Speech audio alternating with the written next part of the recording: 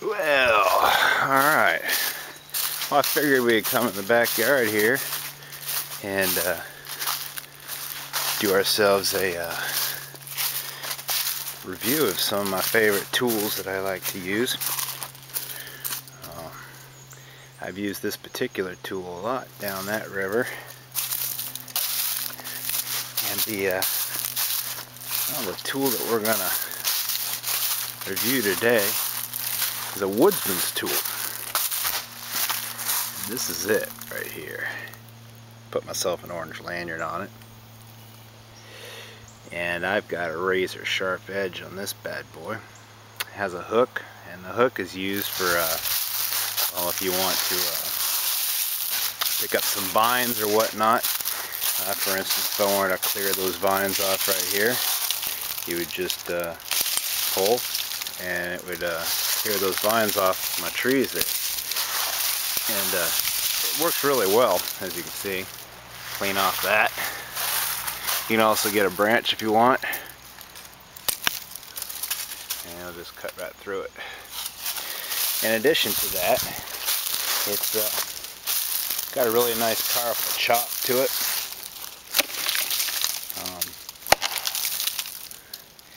It's definitely a nice hacker.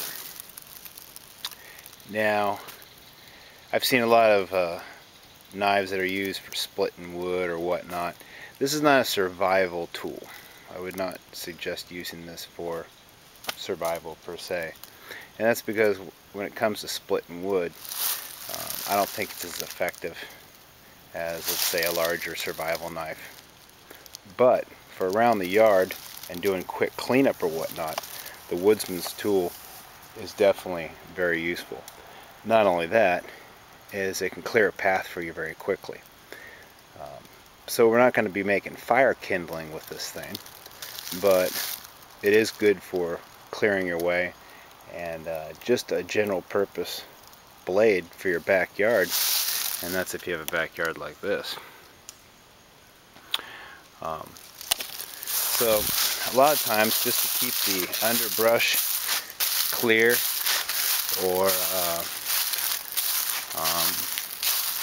just whatever, keep the vines off my trees, I'll come back here and just take a walk.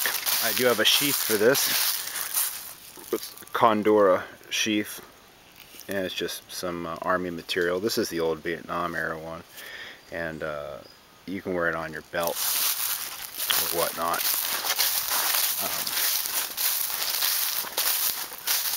But it keeps your area really clean utilizing a tool like this. And it's a lot easier than using clippers or something like that. As you can see, I have done a lot of work back here because this area is a lot cleaner than most. Now that's a pretty thick one, but now if I had two hands with me, I could take care of that. Just keeping your area nice and clean.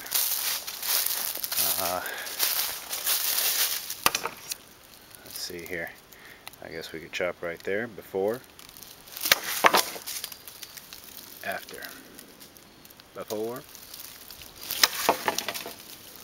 after. And of course you'd do an upward stroke, and you could, if I had two hands I could even do it faster, but if I wanted to, I just go right through this.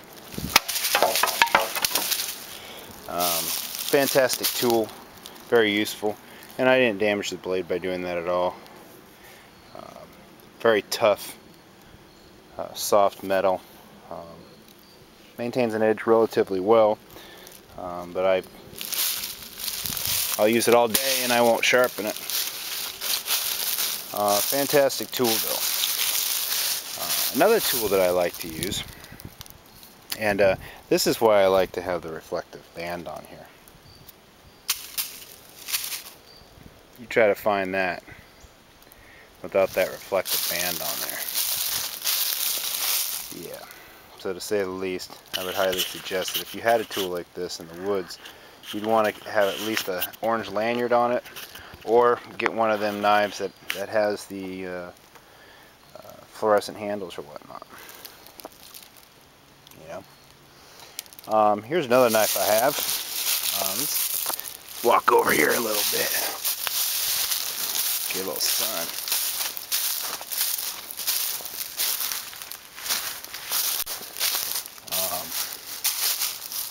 It's nice and relaxing out here, I tell you. I love it. It's beautiful. Well,